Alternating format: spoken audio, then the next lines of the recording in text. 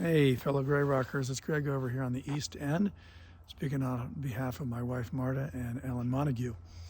We are hoping to get support from the community to allow us to abandon the two single-car garage lots or locations that we have in exchange for us creating a new location that is a single building that would house both of those garages together.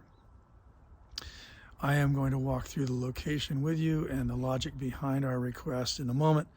I want to make sure, however, that all of you are able to sit through this whole video and hopefully come away with a comprehensive understanding of what we're doing and why there's a lot of nuance in it that might not be involved in a typical community process.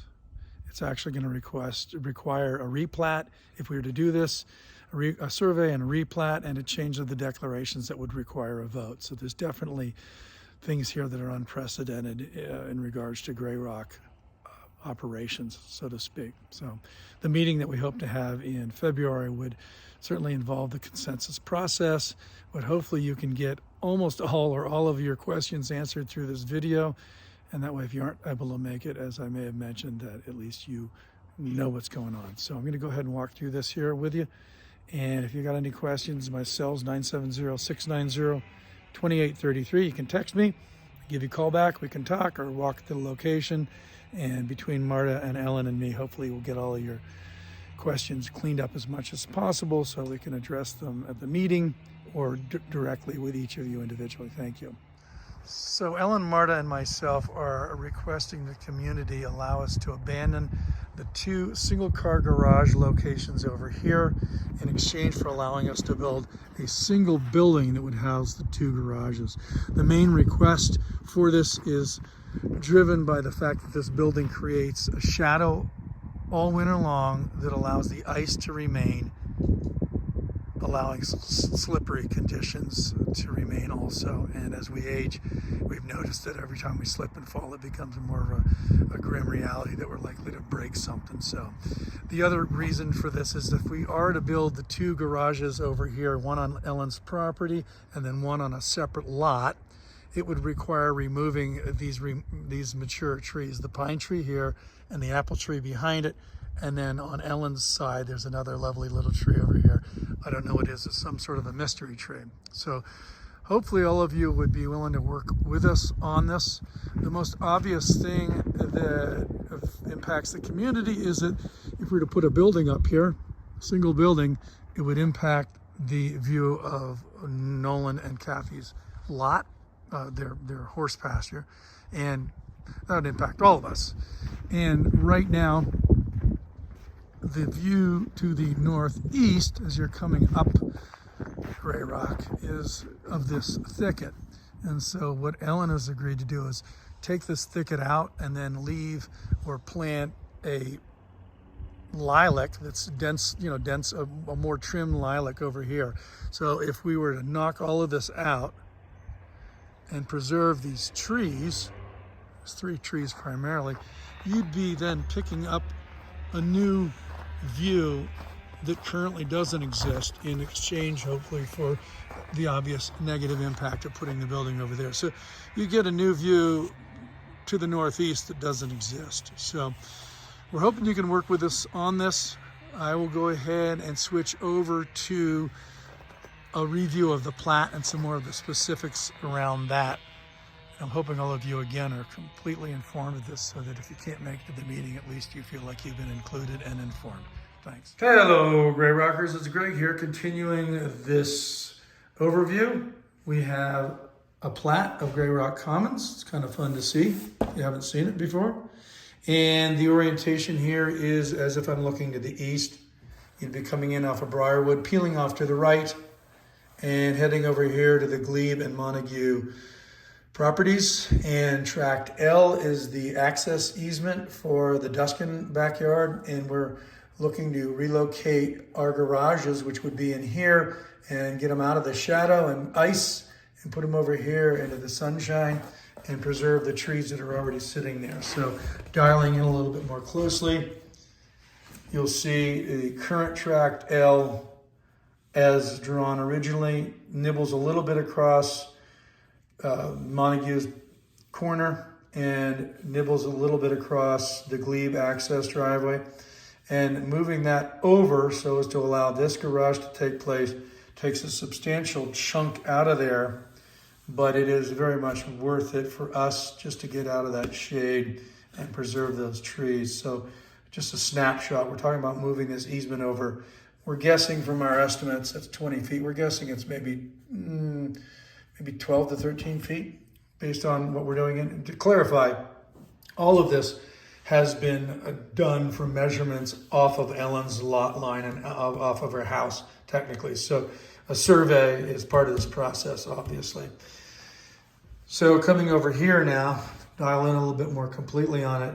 This, as I mentioned before, would be going up Sunrose Way and then looking over here to the northeast. As I mentioned before, it's occluded here with these bushes.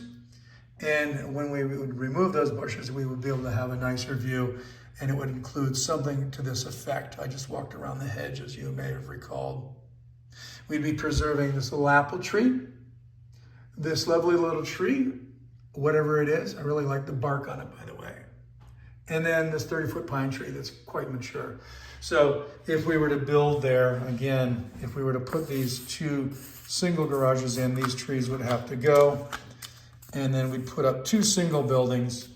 And I think it's not a crazy argument that two skinny little long buildings is less favorable than a single building.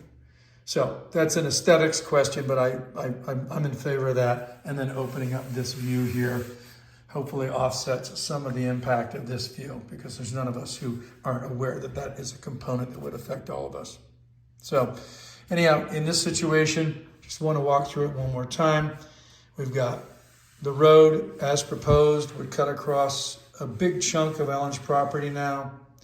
We would be relocating our lot over to here, and a new lot would be created specifically for Ellen's garage. It does not exist currently. So we're believing that this is a reasonable, I don't use the word sacrifice, but hopefully we're not getting too much tit for tat in square footage. This would revert to the community and we would relocate over here. So if this is a question that would be needed to be hashed out, we could feasibly move a lot line a little bit to give up some square footage. So anyhow, something to consider if it's very important to you, but I don't think it's necessary in any way legally. But Doug actually asked me to mention that, quite frankly, when we met a little bit ahead of here. I'm trying to put together a meeting. It was a good point to bring up so that nobody's in the dark about some of these questions. So the overall proposal would be to knock those two garages out, keep the three trees, get us out of the shade and ice, and put us over here. We would be building then an access. This would be the driveway, and then whenever the Duskins got around to doing it, and from our conversations with them, it didn't sound like that was on the top of their agenda by any means, but that this would be the configuration ultimately, and we would have an overlap here of easements kind of granting each other easements over easement. As you can see, it's kind of a curious little triangle of weirdness. So anyhow, it's doable, but the biggest issue is that we want to make sure that all of you are fully informed as to every aspect of this that matters, and that if there's any questions, you can contact us and get it clarified. Hopefully before the meeting, which is we're trying to get in February time slot. This is a big deal because it's different than the typical gray rock co-housing process of thumbs up, down, sideways. This is a legal augmentation or a replat, more specifically, of the gray rock PUD. And in order to do that, we have to start with a survey, and then a replat, and then an amendment to the declarations, and then an actual vote in favor of it. So this is a lot of hoop jumping on our part, and we would like to get some specific feedback from all of the members, either individually, one-on-one, or those who make it to the meeting. Could do a sort of a yes, if as presented, thumbs up, I would sign on it. But one way or the other, we actually have to get a before we spend our $6 to $8 grand on legal fees and surveying, we'd like to get a a non-binding but agreement that if it is presented to the community as we do here within the confines of slight adjustments from surveying and whatnot, that you would agree to sign off on it as an amendment.